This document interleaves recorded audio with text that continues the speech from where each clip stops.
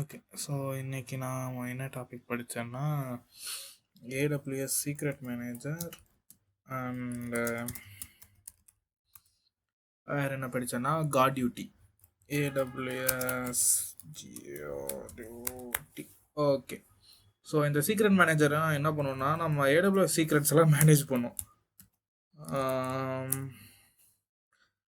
இப்படி பேசிக்காக சொன்னால் கடுப்பு தான் ஆகும், but I can understand. Manage secret. So சீக்ரெட்டை மேனேஜ் பண்ணணும்னு சொல்லிட்டோம். ஸோ அப்போ சீக்ரெட்னா என்ன மாதிரி சீக்ரெட்? லெட்ஸே டிபி க்ரெடென்ஷியல்ஸ் சொல்லலாமா? அதாச்சும் இப்போ நம்ம டிபி நிறையா டிபி இருக்கும். நம்ம ஏடபிள்யூஸ்குள்ளே டைனமோ டிபி இருக்குது, அப்புறம் என்ன டிபி இருக்குது மறந்துட்டேன். பார்த்தீங்களா, போன வாரம் தான் வீடியோ போட்டேன். இது என்ன இதெல்லாம் இந்த டிபியெல்லாம் படித்தேன்ட்டு அதுக்குள்ளே டிபி மறந்துட்டேன். நிறையா டிபி இருக்குது. அதனோட க்ரெடென்ஷியல்ஸ்லாம் ஆனால் சீக்ரெட்டாக வச்சுருக்கணும். அப்புறம் என்ன, இப்போ ஏபிஐ கீஸு இப்போ ஏதாச்சும் டேட்டா என்கிரிப்ஷன், ஒரு வீடியோவில் டேட்டா என்கிரிப்ஷன் பற்றி பார்த்தோம்னு நினைக்கிறேன். பார்த்தோமா? இது விபிசி பற்றி பார்த்துருவோமோ, இது ஏடபிள்யூஎஸ்ஸு. சரி, அப்போ பார்க்கலன்னு நினைக்கிறேன். ஓகே, அதை நான் வீடியோ பண்ணலப்போ. ஓகே, சரி. டேட்டாவும் நம்ம என்கிரிப்ட் பண்ணுவோம். ஸோ அந்த மாதிரி அதனால் என்கிரிப்ஷன் கீஸு. ஸோ இந்த மாதிரி இருக்கிறதெல்லாம் நம்ம வந்துட்டு சீக்ரெட்னு சொல்லலாம். ஸோ இந்த சீக்ரெட்ஸ் எல்லாம் வந்துட்டு நம்ம மேனேஜ் பண்ணுறதுக்காக இருக்கிறது தான் இந்த ஏடபிள்யூஎஸ் சீக்ரெட் மேனேஜர்.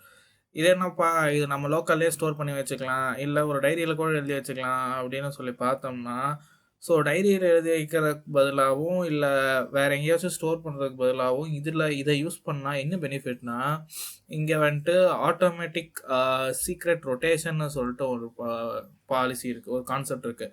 ஸோ அது படி என்னன்னா, ஸோ நம்ம ஒரே பாஸ்வேர்டு வந்துட்டு ரொம்ப நாள் வச்சுருக்கக்கூடாது இல்லையா? அதாச்சும் இப்போது டிபிக்கு ஒரே க்ரெடென்ஷியல்ஸோ இல்லை ஏபி கீஸோ ஒரே இதோ ரொம்ப நாளைக்கு வச்சுருக்கிறது வந்துட்டு செக்யூரிட்டி வைஸ் அட்வைஸ் பண்ண மாட்டாங்க.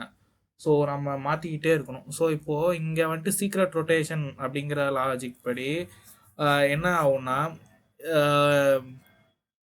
இதெல்லாம் ஆட்டோமேட்டிக்காக மாறிக்கும் ஒரு பர்டிகுலர் டைம் ஃப்ரேம்னு சொல்லிட்டோம்னா. ஸோ இப்போ மாதம் இது மாறணும் அப்படின்னம்னா இது மாதம் மாறிடும். ஸோ மாறிடும்னா அப்புறம் ஓகே, இந்த இடத்துல மாறிடுச்சு. பட் இப்போது டிபி வந்துட்டு திரும்பி கனெக்ட் பண்ண ட்ரை பண்ணுச்சுன்னா எரர் அடிக்கும் இல்லையா? ஏன்னா இந்த க்ரெடென்ஷியல்ஸில் நம்ம மாற்றிட்டோம் இல்லையா? ஸோ எரர் அடிக்கும்னு பார்த்தா அந்த மாதிரி இடத்துல எரர் அடிக்காது. ஏன்னா நம்ம ஏடபிள்யூஎஸ் சீக்ரெட் மேனேஜர் யூஸ் பண்ணுறதுனால ஸோ இங்கே மட்டும் ரொட்டேஷன் ஆகாது. ஆக்சுவலாக எங்கெங்கெல்லாம் எந்தெந்த சர்வீஸ்லாம் நம்ம அப்ளை பண்ணுறோமோ ஸோ அதெல்லாமே அப்ளை ஆகிரும் இங்கேயுமே. ஸோ அதுதான் ஒரு பெஸ்ட் பெனிஃபிட்னு சொல்லலாம். ஸோ இதெல்லாம் இந்த ரீசன்ஸ்க்காக எல்லாம் இந்த ஏடபிள்யூஎஸ் சீக்ரெட் மேனேஜரை யூஸ் பண்ணலாம். அடுத்து பார்த்தீங்கன்னா ஏடபிள்யூஎஸ் காட் டியூட்டி. ஸோ இதெல்லாம் என்ன பண்ணோம்னா, இப்போ ஏடபிள்யூஎஸில் மேக் பண்ணுற எல்லா ஏடபிள்யூஎஸ் சர்வீசஸ் எல்லாத்தையும் அப்படியே வாட்ச் பண்ணிக்கிட்டே இருக்கும். ஸோ இது என்ன பண்ணோம்னா லாக்ஸ்லாம் அனலைஸ் பண்ணும். ஸோ எதுக்காகன்னா ஏதாச்சும் மெலீஷியஸ் ஆக்டிவிட்டியோ இல்லை ஏதாச்சும் சந்தேகப்படும்படி இருக்கா அப்படின்னு செக் பண்ணிட்டு இருக்கோம். லைக் இப்போ ஏதாச்சும் பிளாக் பண்ண இடத்துல இருந்து ஐபி அட்ரஸ் வருதா, யூசர்ஸ் ஏதாவது அந்த ஐபி அட்ரஸ்லேருந்து வர்றாங்களா, ஆர்எல்ஸ் ஏதாச்சும் ஒரு இன்ஸ்டன்ஸ் காம்ப்ரமைஸ் ஆகிருக்கா, இந்த மாதிரி எல்லாத்தையும் செக் பண்ணிக்கிட்டே இருக்கும் லாக்ஸை வச்சு. ஸோ